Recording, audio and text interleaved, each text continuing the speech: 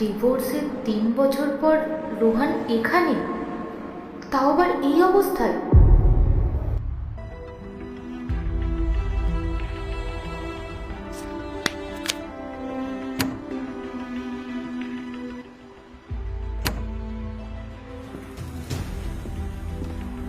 রোহান, তুমি এটা নিজের কি অবস্থা করেছো? পূজা, তুমি এখানে? ডিভোর্সের 3 বছর পর তোমার সাথে আজকে দেখা হলো, তাও আবার এই অবস্থায়। পূজা, তুমি ভালো করে জানো এই সব কিছুর জন্য না তুমিই দায়ী। রোহান, আমি যেটা করেছি তার জন্য আমি লজ্জিত, কিন্তু আমি সত্যি বলছি, তোমার এই অবস্থা দেখে আজকে আমার খুব খারাপ লাগছে। কি, তুমি লজ্জিত? তোমার লজ্জা করলেই সবকিছু ঠিক হয়ে যাবে? আমার তো সবকিছু শেষ হয়ে গেছে। রোহান, আবার সব আগের মতো হয়ে যাবে। তুমি আমার সাথে আমার বাড়ি চলো, সেখানে গিয়ে আমি সব কথা বলছি। তুমি আমাকে নিয়ে এত ভেবো না, কারণ তোমার আর সেই অধিকার নেই। আমি তোমাকে এই অবস্থায় দেখতে পারছি না রোহান। আমার অবস্থা? আমার এই অবস্থা দেখে আর দয়া দেখানোর দরকার নেই। আমি যেখানে আছি, যেমন আছি, খুব শান্তিতে আছি। প্লিজ তুমি এখান থেকে চলে যাও। আমি মানছি যে আমি তোমার সাথে অনেক খারাপ ব্যবহার করেছি, কিন্তু রোহান, আমি তোমার কাছে হাত জোর করে বলছি, প্লিজ আমাকে একটা শেষ সুযোগ দাও। তুমি আমার সাথে আমার বাড়ি চলো, আমি কথা দিচ্ছি আমি কোনো দিনও আর তোমার সামনে আসবো না। প্লিজ রোহান।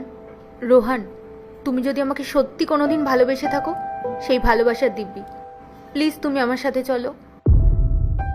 ঠিক আছে ছোটু, দোকানটা একটু দেখিস। চলো।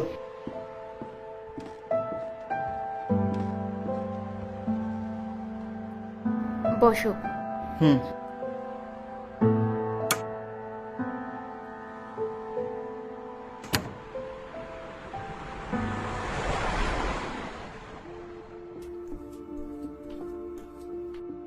তুমি ওখানে গিয়ে বসো, আমি তোমার জন্য জল আনছি।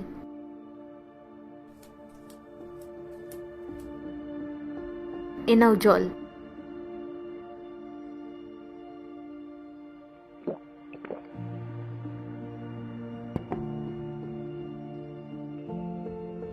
বলো, কি বলবে তুমি?